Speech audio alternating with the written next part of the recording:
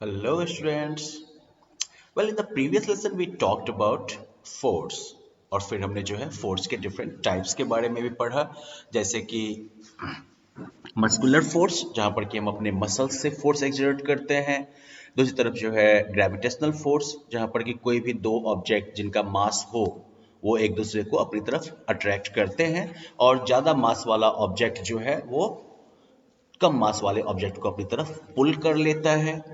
हमने जो है इसके अलावा फ्रिक्शनल फोर्स के बारे में बात की जो कि किसी भी ऑब्जेक्ट के मूवमेंट के अपोजिट डायरेक्शन में काम करता है, राइट। हमने जो है फ्रिक्शनल फोर्स के साथ साथ जो है मैकेनिकल फोर्स के बारे में भी बात की जहाँ पर कि हम अपने मस्कुलर फोर्स का यूज या फिर जो है मशीन जनरेटेड फोर्स का यूज जो है वो डायरेक्ट कांटेक्ट के जरिए लगाते हैं किसी दूसरे ऑब्जेक्ट के ऊपर। हमने मैग्नेटिक फोर्स के बारे में बात की जहां पर मैग्नेट जो है वो आयरन से बने ऑब्जेक्ट्स को अपनी तरफ पुल करता है। और सबसे बड़ी बात हमने फोर्स का डेफिनेशन जाना कि force is basically acting of an push of a push और पुल ऑन एनी ऑब्जेक्ट। अब हम आगे बात करते हैं सिंपल मशीन्स की। तो अर्लियर डेज में भी ह्यूमन बीइंग्स जो थे उन्होंने कुछ टूल्स का यूज जो है वो करना शुरू किया था अपने वर्क को इजियर बनाने के लिए। ये जो टूल्स थे ये इनफैक्ट सिंपल मशीन्स थे जो कि अभी भी यूज किए जा रहे हैं। मशीन्स जो है वो हमारी मदद करते हैं हमारे काम को जो है आसान बनाकर और तेज बनाकर कम एफर्ट से। यानी कि आप सिंपल ये समझ सकते हैं कि मशीन्स जो है वो कम एफर्ट में ज़्यादा तेजी में और ज़्यादा आसानी से काम करने में हमारी मदद करते हैं। सिंपल मशीन्स जो हैं इनको 6 टाइप्स में ग्रुप किया जा सकता है। Lever, inclined plane, screw, wedge, wheel and axle, and pulley. Now we will read about all these things in detail, but before that, let's watch this animation.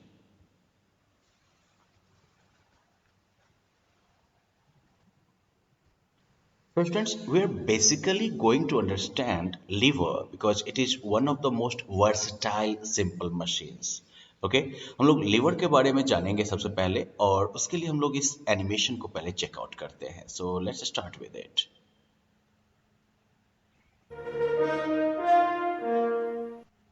Spoons, knives and forks, broom and mop, seesaw at the park, diving board at the pool, a hockey stick, or for that matter, the human arm. All these have something in common. Can you guess इन सब के बीच में common क्या है? Of course since we are talking about levers तो of course ये lever के कॉन्सेप्ट के बारे में ही बताते हैं।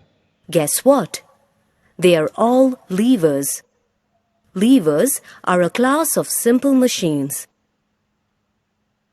At the end of this module, you will be able to define a lever, classify levers into 3 types, and give examples of different types of levers. Watch a lever being used to lift this statue before placing it in the park. A lever is a rigid bar resting on a pivot, used to move a heavy or firmly fixed load at one end when effort applied is at the other end. Let's understand.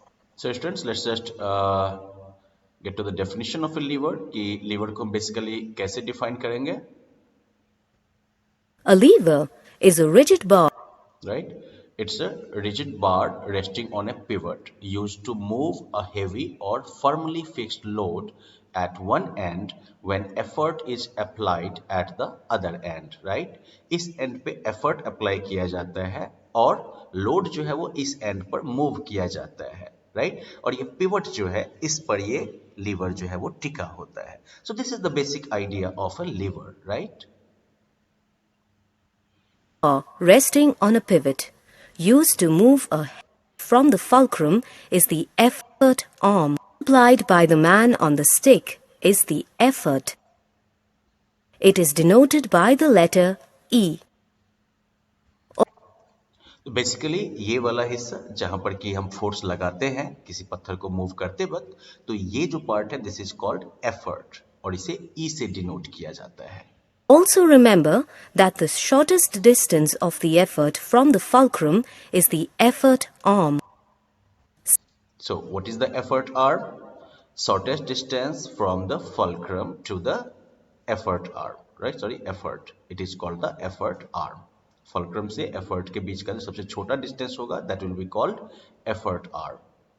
And the shortest distance from the of the load from the fulcrum is called load arm, right? So यानी कि इस case में यहाँ से यहाँ this is the effort arm, और यहाँ से यहाँ this is the load arm. Similarly, the shortest distance of load from the fulcrum is the load arm. Mechanical advantage is the advantage gained by using a simple machine. So you can write down this definition as well कि simple machine का use करके जो हमें advantage मिलता है किसी काम को करने में, this is called mechanical advantage. It is the ratio between the effort arm and the load arm. Levers are classified into 3 different classes or orders depending upon the position of the fulcrum, load, and effort. They are lever of first order, lever of second order, lever of third order. So well students, हम चूंकि already जो है 3 की ingredients तो समझ चुके हैं, कीमती पार्ट तो समझ गए हैं, right? Effort, fulcrum and load. तो लोड, फल्क्रम और एफर्ट, इनके रेस्पेक्टिव पोजीशन के बेसिस पर लीवर्स को 3 ऑर्डर्स में बांटा गया है. Lever of first order, lever of second order and lever of third order. Let's learn about the lever of first order. A crowbar is a typical lever. It is a lever of first order. Now, what does that mean?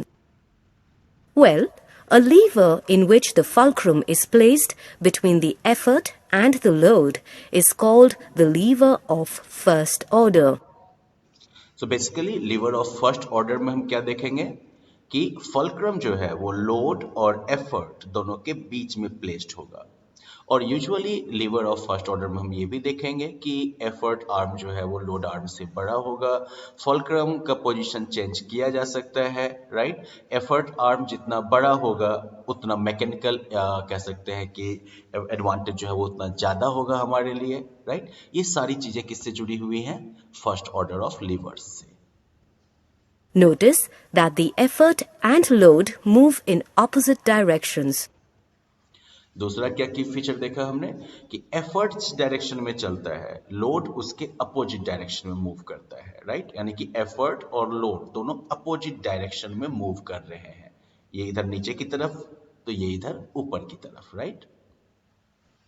Also, observe that the effort arm is longer than the load arm.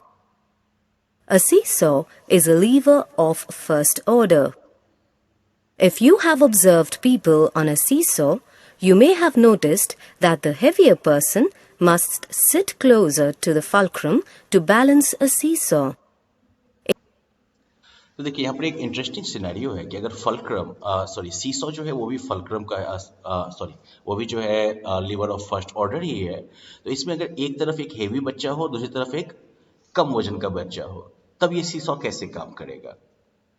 तो ऐसे में अगर ये heavy बच्चा जो है वो अगर फल्क्रम के ज़्यादा पास आ जाए और जो हल्का वाला बच्चा है वो जो है फल्क्रम से ज़्यादा दूर चला जाए, तो फिर जो है दोनों के फोर्स को हम बैलेंस, दोनों के वेट को जो है मोटा मोटी बैलेंस कर सकते हैं, right? In first order levers, by moving the fulcrum or by increasing or decreasing the load arm or effort arm, we can increase or decrease the mechanical advantage. Now, just quickly have a relook at this particular point कि अगर fulcrum बिल्कुल बीचों बीच होगा load और effort के बीच में, तो ऐसे में जो है जितना एफर्ट लगाइएगा उतना जो है लोड आप उठाइएगा, चलिए बैलेंस है. अगर फल्क्रम लोड के ज़्यादा पास आ जाए तो ऐसे में एफर्ट जो है उसका हमें ज़्यादा आउटपुट मिलता है. दूसरी तरफ जो है फल्क्रम अगर एफर्ट के ज़्यादा पास आ जाए और लोड से ज़्यादा दूर चला जाए तो ऐसे में हमें ज़्यादा मेहनत करनी पड़ेगी, ज़्यादा जो है जोर लगाना पड़ेगा लोड को जो है मूव करने के लिए। तो इस तरह से जो है हम लीवर ऑफ फर्स्ट ऑर्डर में फल्क्रम के पोजीशन को शिफ्ट करके अपने एफर्ट के आउटपुट को चेंज कर सकते हैं। Advantage. Scissors and claw hammer are examples of levers of first order. Remember, first order levers have fulcrum F in the middle. Now, let's learn about levers of second order. Watch the wheelbarrow in action here. Wheelbarrow is a lever of second order. Want to know why? Well, fulcrum F is the wheel, the load L is the trolley, and effort E is the point at which the hand is pushing the handle. तो well students, इस case में हमने क्या देखा? Here we have the fulcrum, load is in the middle and effort is at the end. So basically the load is at the center. तो ये जो है सेकेंड ऑर्डर ऑफ लीवर की खासियत हो गई, जहां पर कि फल्क्रम एंड में, लोड मिडल में और एफर्ट बिल्कुल दूसरे एंड पे। A lever in which the load is situated between the fulcrum and the effort is called the lever of second order. Right? So basically जहां पर लोड जो है वो फल्क्रम और एफर्ट के बीच में सिचुएटेड होता है, this is called a lever of second order. Also, observe here that the effort and load move in the same direction. और लीवर ऑफ सेकेंड ऑर्डर में हम क्या देख रहे हैं कि एफर्ट और लोड दोनों सेम डायरेक्शन में मूव करते हैं।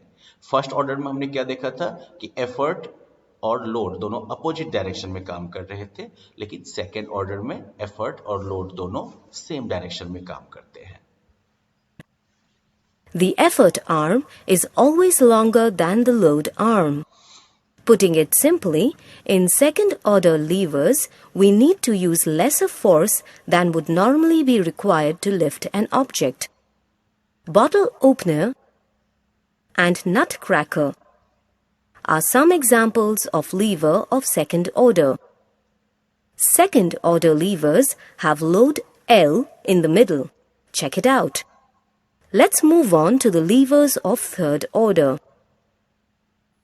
This young batsman is swinging his bat. A cricket bat is a lever of third order. We'll find out why. Well, a lever in which the effort is situated between the fulcrum and the load is called the lever of third order. So lever of third order में हमने क्या खासियत देखी है कि fulcrum एक and पर है और लोड जो है वो दूसरे एंड पर है और एफर्ट जो है वो बीच में सिचुएटेड है, right? So this is a feature of levers of third order.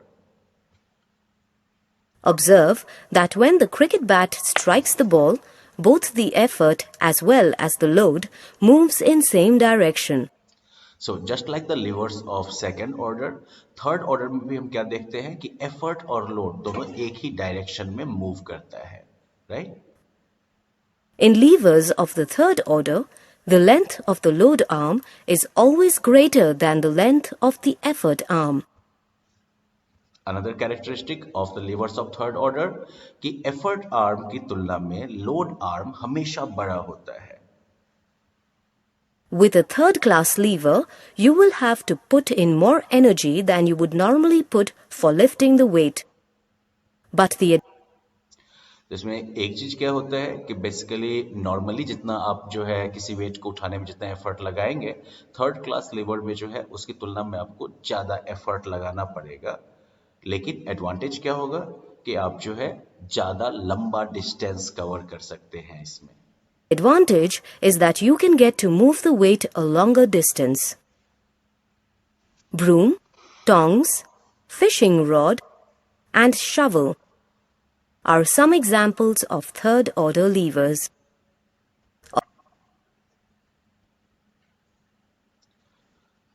Observe that all of them have effort E in the middle. If you ever get confused while classifying levers, remember, frogs lay eggs or FLE 1, 2, 3. Levers आपको याद ही होगा, F is the short for fulcrum, L is the short for load and E is the short for effort, right तो जब fulcrum जो है वो middle में होगा, this is the lever of first order. जब लोड मिडिल में होगा, that is the fulcrum of second order. और जहां पर एफर्ट मिडिल में होगा, that is the lever of third order, right? Now, after understanding this, let's just answer these questions. The object which needs to be moved or lifted is a load. Which of these is an example of a first class lever? Bottle opener, wheelbarrow, our arms, claw hammer. Let's check. Well, we got both right. तो मुझे तो liver के बारे में समझ में आ गया and I hope आपको भी समझ में आ गया होगा, राइट? तो लीवर के केस में हमने क्या देखा? There are three you can say classes और three orders of levers, right? First order of lever जो होता है उसमें क्या होता है कि बेसिकली फर्स्ट क्लास लीवर्स या फर्स्ट ऑर्डर ऑफ लीवर्स जो होता है उसमें लोड और एफर्ट दोनों के बीच में जो है हमारा फल्क्रम प्लेस्ड होता है, राइट? सेकंड क्लास लीवर में हमने क्या देखा कि बेसिकली जो है लोड जो हमारा होता है वो जो है फल्क्रम और एफर्ट के बीच में लोकेटेड होता है, राइट? और थर्ड क्लास लीवर में हम क्या देखते हैं कि एफर्ट जो होता है वो फल्क्रम और लोड के बीच में प्लेस्ड होता है, like in this case load इधर होगा हमारा, फल्क्रम इधर होगा और बीच में हम एफर्ट लगाते हैं. तो इस तरह से जो है डिफरेंट लीवर्स का यूज हम करते हैं अपने डेली लाइफ के काम को आसान करने के लिए, right? So these are the respective positions, right? First class lever जहाँ पे फल्क्रम सेंटर में, एक तरफ एफर्ट एक तरफ लोड. सेकेंड क्लास लीवर जहां पर कि फल्क्रम एक एंड में होगा, बीच में लोड होगा और एक एंड पे एफर्ट होगा. व्हील बैरो याद होगा आप लोगों को एनिमेशन से. और थर्ड क्लास लीवर जहां पर कि फल्क्रम एक एंड पे होगा, लोड दूसरे एंड पर होगा और एफर्ट बीच में लगेगा, लाइक टोंग या फिर क्रिकेट बैट, खास करके जो बॉटम हैंड प्लेयर्स होते हैं उनके लिए, राइट? अब आगे हम बात करेंगे एक दूसरे बहुत ही सिंपल मशीन की, इंक्लाइंड प्लेन. इंक्लाइंड प्लेन क्या होता है? बेसिकली ये एक स्लोपिंग सरफेस होता है जहां पर कि एक एंड दूसरे एंड से ज्यादा ऊंचा होता है. इस मशीन के जरिए किसी भी हेवी लोड को भी उठाने में या ऊपर ले जाने में हमें कम मेहनत करने की जरूरत पड़ती है. तो इंक्लाइंड प्लेन का यूज जो है वो किसी भी सामान को लुढ़का के ऊपर ले जाने में या लुढ़का के नीचे लाने में होता है, राइट? तो जैसे कि पहाड़ी पर जाने की जो सड़क बनाई जाती है, देखते हैं ना, स्लोप बना रहता है ना, वो भी इंक्लाइंड प्लेन का एग्जाम्पल है. स्कूल में जो रैंप बनाया जाता है वो भी जो है इसी का एग्जाम्पल है. इसके अलावा जो है बच्चों के खेलने के लिए जो स्लाइड्स बनाए जाते हैं वो भी इंक्लाइंड प्लेन के एग्जाम्पल है. Next is screw. Screw basically एक नेल होता है जो कि जिसमें कि कह सकते हैं कि इंक्लाइंड प्लेन जो इसके चारों तरफ से रैप्ड होता है. स्क्रू का यूज क्यों किया जाता है? तो दो चीजों को आपस में जोड़ के रखने के लिए स्क्रू का यूज किया जाता है. स्क्रू का सरफेस जो होता है वो स्पाइरल ग्रूव से बना होता है. तो कारपेंटर जो है नेल्स की जगह पर स्क्रू का यूज करना ही पसंद करते हैं, क्योंकि स्क्रू जो है वो किसी भी ऑब्जेक्ट में ज्यादा गहराई तक जा सकता है, चीजों को ज्यादा मजबूती से होल्ड करता है और इसे आप आसानी से ये जब बाहर नहीं निकलेगा. तब अपनी डेली लाइफ में हम लोग स्क्रू का यूज डेली देखते हैं. फॉर एग्जाम्पल टूथपेस्ट का ढक्कन आप खोलते और लगाते हैं ना, तो वहां पर भी आपको वो ग्रूव बना हुआ दिखता है, वो भी जो है स्क्रू का ही एग्जाम्पल है. जूस के टेट्रा पैक जो होते हैं उसका जो ढक्कन होता है वो भी उसका एग्जाम्पल है. बोतल का ढक्कन जो है वो भी स्क्रू के प्रिंसिपल पर ही काम करता है. यहाँ पर आप देखते हैं इस तरह से स्पाइरल की तरह जो है ये तैयार किया जाता है. Let me just like draw little like screw here. तो मान लीजिए कि एक जो है ये सरफेस हुआ, राइट? और इस पर जो है इस तरह से जो है स्पाइरल जो है वो बना रहता है, राइट? तो आप एक एंड से किसी चीज को डाल के घुमाना शुरू करिएगा तो वो धीरे धीरे जो है इस स्पाइरल के सहारे ऊपर की तरफ जो है बढ़ने लगता है। तो बोतल का ढक्कन भी हमारा ऐसा ही लगता है, राइट। तो स्क्रू का यूज, कील वाला स्क्रू जो होता है इसका यूज जो है कारपेंटर करते हैं लकड़ी वगैरह के पार्ट को आपस में जोड़ने के लिए। स्क्रू जैक्स का यूज जो है हम क्या कब करते हैं, तो गाड़ी वगैरह को जब उठाना होता है ना, पहिया टायर वगैरह चेंज करने के लिए, तो वहां पर हम लोग स्क्रू जैक का यूज करते हैं। या फिर बोतल का ढक्कन वगैरह जो होता है इसमें भी हम लोग स्क्रू के प्रिंसिपल का ही यूज करते हैं। देख रहे हैं इस स्क्रू को आप, राइट। सो इस तरीके से स्क्रू जो है ये भी एक बहुत ही यूजफुल और सिंपल मशीन है जो कि हमारे काम को आसान करता है।